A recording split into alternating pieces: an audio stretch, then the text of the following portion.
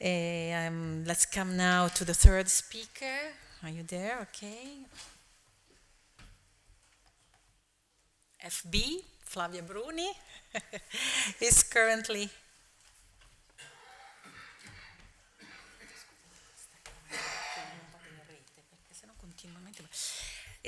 postdoc fellow at the Sapienza University in Rome and an honorary fellow, research fellow at the University of St. Andrews. She has a master in history of the Reformation from the Sapienza University of Rome, a master in early printed books from the University of Siena, a PhD from Bologna, and a diploma from the Vatican Library School. She worked for the bibliography of the 16th century Italian books, Edit 16, the Italian Collective Catalog SBN, the project on broadsheets of the Inquisition of the Biblioteca Casanatense of Rome, and for many years the famous Ricci project on 16th century book lists of Italian religious houses. From 2009 till 2015, she worked as a research assistant for the USTC, the Universal Short Title Catalog project of the University of St. Andrews. Her research focuses on the history of books and libraries in early modern Italy, alongside a long-standing interest and experience in the digital humanities for what concerns... What is the problem? No. Yes.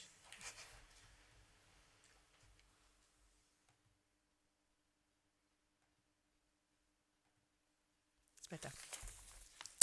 Concerns the digitization of manuscripts and printed books, text encoding, and digital preservation. She will join the EMoBookTrade team in 2017 to work on the stock book of the Venetian publisher and booksellers Bernardino Giunti. Thanks Angela, and thank you all for being here today. As you know, this is our first appearance as a team, which I'm very proud to be part of. But this also means that we are just starting our work, and I will start, as Angela said, I will start working on the stockbook of Bernardino Giunti only next year. So today I'm basically going to show some material I have found in a previous research of mine to introduce myself and explain the path that led me to such an exciting role in EMoBookTrade. And some of you are much more knowledgeable than I am on some topics I will talk about, so please be gentle. I am not going to go through my CV, but just to focus on my research on the dispersed collection of the Servants of Mary of Arezzo.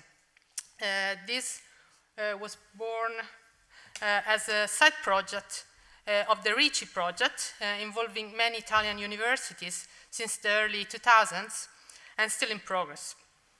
Ricci stands for Ricerca sull'inchiesta della Congregazione dell'Indice, research on the survey of the Congregation of the Index, and focuses on the book collections of Italian religious houses at the end of the 16th century, as pictured from detailed reports produced to comply with repeated requests by the Congregation of the Index between 1598 and 1603. I don't want to talk too much about the Ricci as a whole, as it has been done already many times. I shall just say that my work within the project focuses on Servite libraries reported in 3 Vatican manuscripts. 47 leaves in one of these manuscripts describe the books found in the Servite cloister of San Pier Piccolo in the Tuscan town of Arezzo at the end of the 16th century indeed. This inventory is likely to have been drawn up at the turn of the century, as the latest book listed appears to have been printed in 1599. The praiseworthy level of accuracy of some 1500s books or records, is just one of the remarkable aspects of this case study. Indeed, the book collection of San Pier Piccolo is documented by 2 more inventories over the space of 3 centuries. The second inventory, the first one is of course the one from the Congregation of the Index. The second one, dated to the year 1608, is not as accurate as the 16th century one, but still offers valuable information on the library, especially on its classification and shelf mark system. a third inventory was drawn up in 1868 on the occasion of the transfer of some 800 items to the Municipal Library of Arezzo after the dissolution of religious orders in Italy. According to this last document, in the second half of the 19th century, the books once in San Pier Piccolo found their way to the Fraternità dei Laici of Arezzo, whose collection is still the core of what became the Municipal Library. This is where I looked for remainings of the dispersed survived collection. You can see the background of the library now. The hunt for the volumes was not straightforward, but since I have already described it elsewhere, I'm not going to explain how I managed this. It would be enough to say I was able to identify about 350 books coming from San Pier Piccolo, now in the Municipal Library of Arezzo. These books are indeed what I want to focus on today. Such remnants, that is, 3 inventories and a few hundred books, can provide some valuable clues on the dispersed collection of San Pier Piccolo on a wide range of topics, including, for instance, reading practices, attitude towards the books, and library management in the past centuries. Annotation and marginalia are evidence of an actual and sometimes intense use of books. Tables of content, corrections of printing errors, bookmarks, and notes on books bound together are signs of what we could define perhaps contemporary curatorial practices. The analysis of inventories in combination with the books themselves can help to determine when the latter entered the collection and whether inventories were drawn up from scratch or based on older ones. But do we find any clue amongst the others on the purchase of these books? And if so, how should we use it? When investigating the history of a collection through 5 centuries, getting to know when a certain book joined the collection would be a crucial point, whether it was purchased brand new, off the press, or perhaps after a few years after printing, being still in stock, or second-hand, where it was purchased, and from whom, and how much it was paid for it. All these questions, or better, the answers we could possibly find to these questions, would consistently enhance our knowledge, not just of a medium to small-sized library in a provincial context, or of the cultural policy of the surveyed order, but of the actual mechanisms of the book trade in a peripheral market. Indeed, library catalogs or inventories can normally just state a terminus ante quem for the purchase of a book, but some books do actually provide valuable information on this matter. I will just briefly remind that the context I'm exploring is that of a library of an institution, a convent, which would mainly increase its holdings through donations or through the legacy of friars who had in fact their own private collections. This means thinking of a proper policy of acquisitions for the common library would be to some extent misleading, as friars were responsible for their own collections according to their own interests. So we should rather think in terms of individuals within a larger community, even if this is not really relevant for our topic today. So the fact is, I was exhilarated in finding some annotation on the books that were already part of the collection of San Pier Piccolo in the 16th century, as they are listed in the Vatican inventory, annotation telling how much it was paid for them, and even much more. This is especially true for books which are already interesting in themselves, such as a copy of the 2nd edition of the Latin dictionary, the monumental work in folio, edited and printed by Robert Estienne in Paris in 1543. This copy, divided into 3 volumes, this is the copy in Arezzo, quietly survived in the Library of Arezzo despite the condemnation shared by different countries of Robert Estienne, both as an author and as a printer. His name, indeed, had been covered with paper strips on both the title page and colophon and in other parts of the book. Consistently, The Vatican inventory of the library, drawn up in 1599, reads Thesaurus Linguae Latinae, Tomi Tres, Parisis, 1543, without any mention of the printer or author. On the back of the flyleaf of the third volume, we find a crystal clear annotation. The book was purchased loose for 60 liras. The cordovan of the binding, which is the brown sheepskin, was 5 liras. And to have the volume bound was 7.5 liras, plus the cost of filoselle, a silk yarn used for the binding, makes a total of 73 liras. When I found this, I thought it was valuable information, especially as it is clear about the state of the volume when it was purchased, loose, that means it was new, and quite detailed about the money paid for the volume itself and for the binding, even in its parts. But who did buy this book, and when and where? I have no clue. How much was actually worth this amount of money? Was it expensive? Was it affordable? I found out that answering these questions was not a straightforward task for me. This is because the meaning of prices might considerably change, as we have already seen today, according to time, in terms of decades, and sometimes in years even, and to places. Without any of these coordinates, this data could prove totally useless, especially in the absence of a comprehensive reference on book prices in the early modern age. Of another volume, binding together two works of Claude Billard, both printed in Lyon by Sébastien Griffius in 1544, we know it was purchased by a friar, Filippo Mutagata, in the year 1555 in Genoa, for 3 coins of Genoa. So in this case, we don't know whether the book was purchased bound or loose, new or second-hand. Nevertheless, we do have some interesting data to work on, where the book was bought, for what price, and even by whom, confirming that friars did actually buy books for their own use.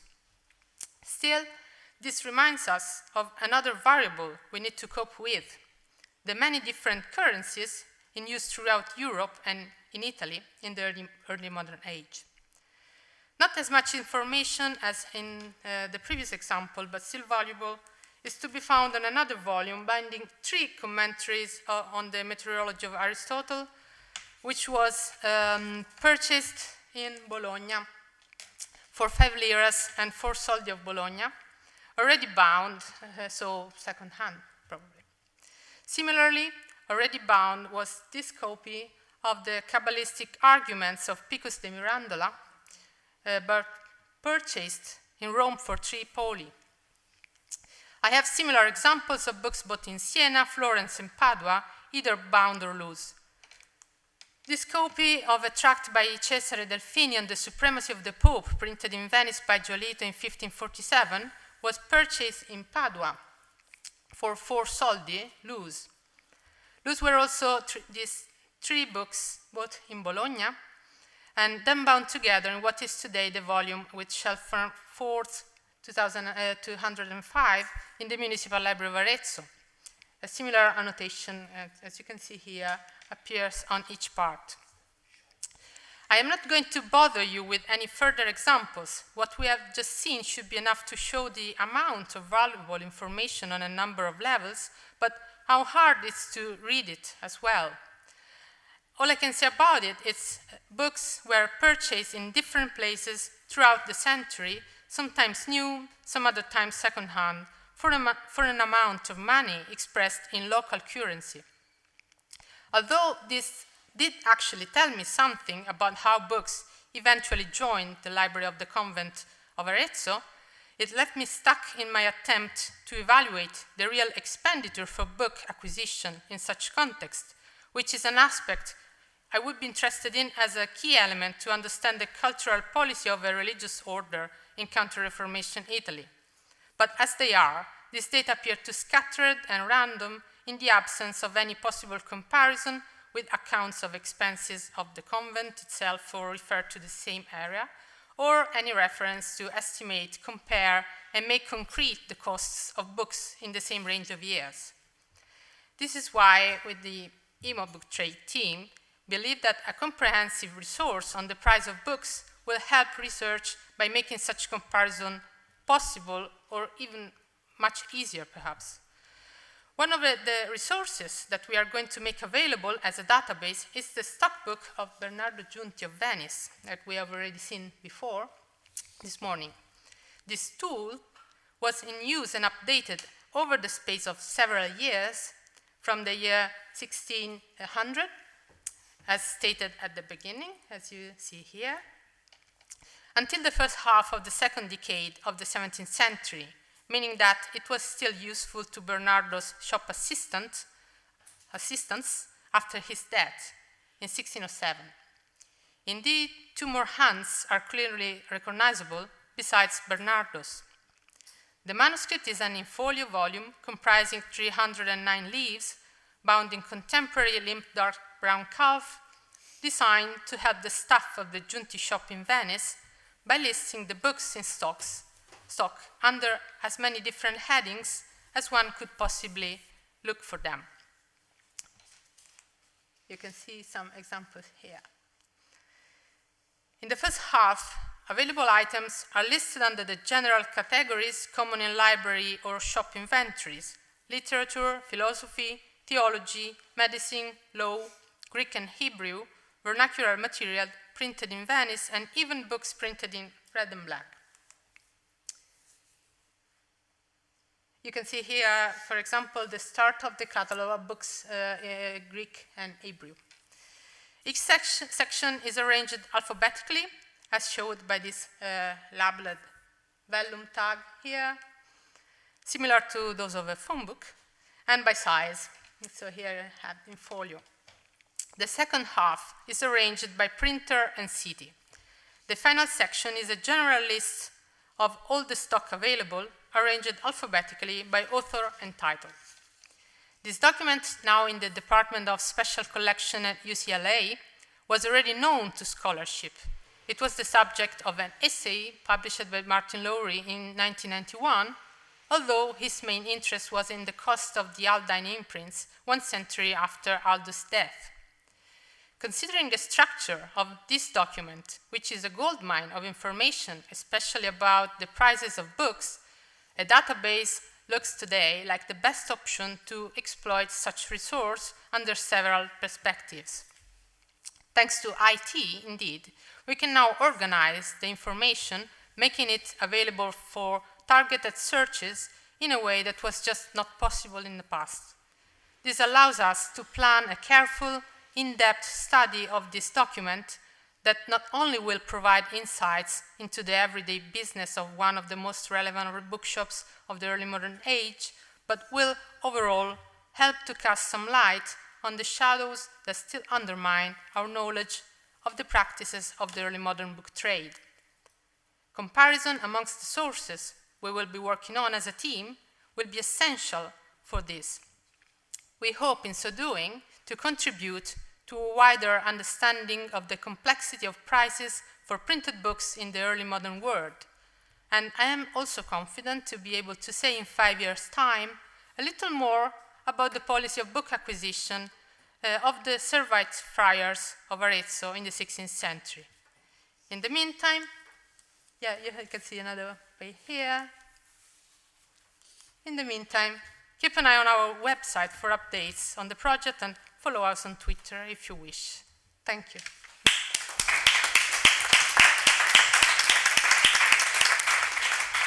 Thank you very much. Thank you very much, Flavia, for this excellent presentation, and we are looking forward to your